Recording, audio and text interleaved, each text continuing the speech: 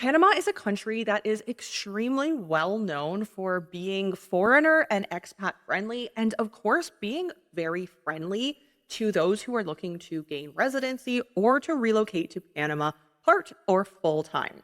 In today's video, I'm going to be sharing more about how you can get citizenship in Panama and the differences between the residency and the citizenship in Panama. And when discussing the residency and citizenship, I do have previous content about these differences, as there is a very significant difference between residency and citizenship.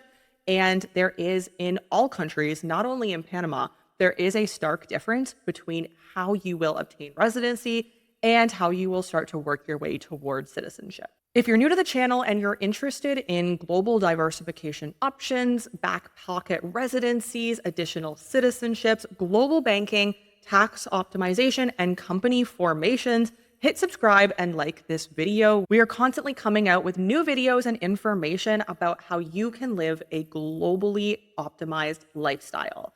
I'm here in rural Canada for a few weeks with this beautiful background behind me before heading back down to Latin America to continue to explore life on the ground in all of these countries that we talk about. So before we dive into obtaining Panamanian citizenship, let's first differentiate between residency and citizenship. Now, residency in most countries, you will need to stay in the country for 6 months plus and have significant ties to the country, such as having your family there or really owning a home. That's how residency works in most Western countries, but there are various jurisdictions around the globe where residency is granted even if you're not staying 6 months plus per year, but it can be granted through an investment, through a company formation, through spending time on the ground. Of course, that is available in most countries, but you may not always want to spend time on the ground, even if you want to hold a back pocket residency in that country. Or there are even some countries where simple documentation and a bank balance will suffice in working toward your residency program. Now, I will caveat that with saying I don't foresee a lot of these easier residency solutions being maintained in the long term. Governments across the globe are notorious for not only changing the process for the residency process and always making it more difficult than previously to obtain, but also in raising the fees, raising the prices, or raising the investment or bank balance amount that you will need to show in order to work your way toward that residency program. So if you are interested in a second, third, fourth, or just a back pocket residency, now is the time. Get in touch with us below if you're interested in learning more about what option could be best for you. So a residency will entitle you to legally live and work in the country where you hold residency.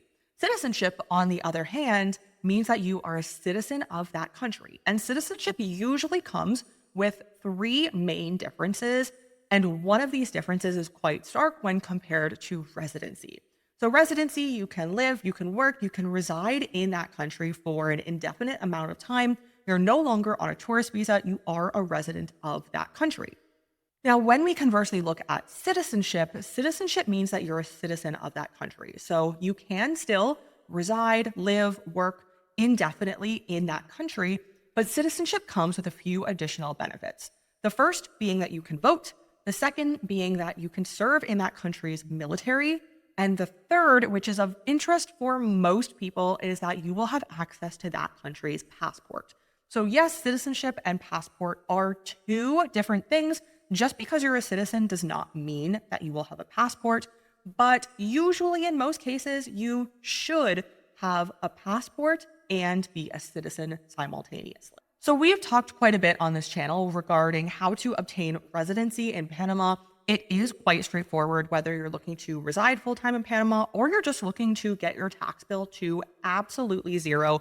We walk you through that entire process, which does not start at residency in Panama. There are definitely initial steps that need to be completed before working your way toward residency in Panama. But the process is typically via real estate investment, government bond investment, or through company formation.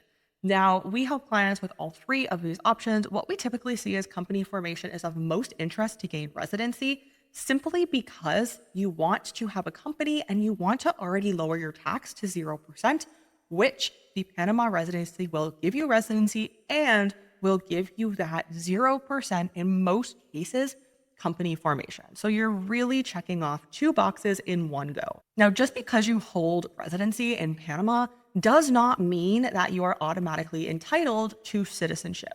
If you're interested in gaining an additional citizenship, there is a route, which I will talk about in just a minute, to work your way towards citizenship in Panama. And the first step is residency in Panama. You cannot work your way towards citizenship in any country, and Panama is no different if you don't first hold residency in that country.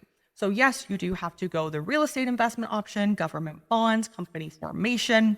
You do have to go through one of these routes, hold residency to even start the process of citizenship if that is something that you're interested in the long term. There are additional criteria for obtaining citizenship in Panama, and the first starts with the physical presence that you have in the country.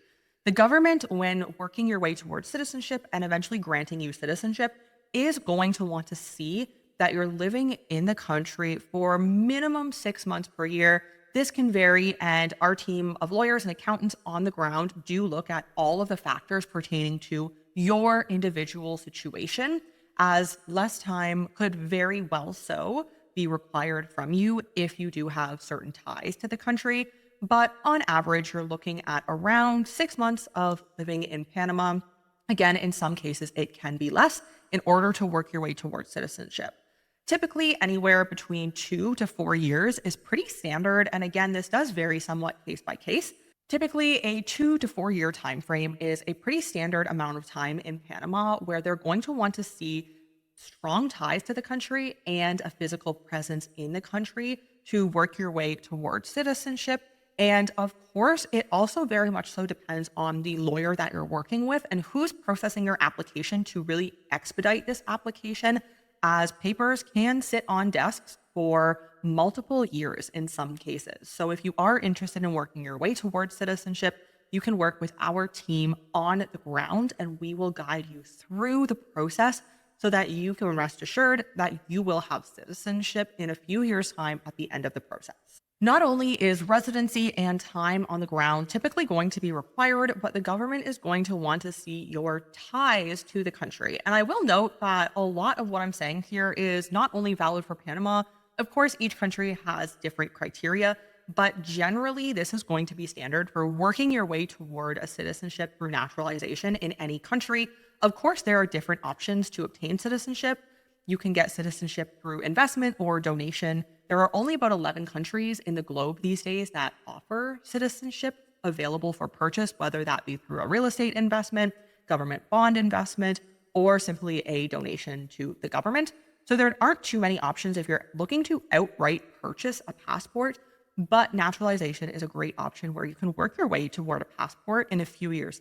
So what are some of these ties that you're going to want to have when getting into the Panamanian system and working your way towards citizenship? So a primary tie is going to be your banking. Of course, we can help set up both personal and corporate bank accounts for you and for your business based in Panama if you go the company formation or potentially even the real estate option. We can help to get you into the Panama banking and in time, the Panamanian credit system as well. Start building your credit history in the country. And eventually, if this is something that you're seeking, have access to different financial services such as loans. And we can also assist with brokerage and investment accounts. So banking and credit are 2 great ties to have to Panama. Owning a home is another great tie to have. Or if you're not owning a home and you're not purchasing a home in the country, even renting and having a long-term rental agreement. Now, you can sublease if that's something that's agreed upon with the landlord, but really having that long-term lease so that if there are any questions, you can show that, yes, you do have a place where you're residing full-time in Panama, and that is available and at your disposal to you at any point. You may also be relocating your immediate family to Panama and living there full-time, which can act as another tie to the country. Of course, these ties vary greatly depending on who you are and what your lifestyle is. Again, thinking that medium to long-term lifestyle for yourself. So we go through on a case-by-case basis based on your specific situation and really determine if Panamanian residency and citizenship in the future is something that you can work your way toward. If you're interested in obtaining either residency or working your way towards citizenship in the future, book a call with us below where we'll go through the specifics based on your situation, what it will look like in order to obtain residency, if you're planning to live full time in the country, or if you're planning to live part time in the country, and how we can start optimizing your taxes while also working your way towards citizenship. And if you want to continue your global citizen journey, click the link on the screen now to learn more, and I'll see you in the next video.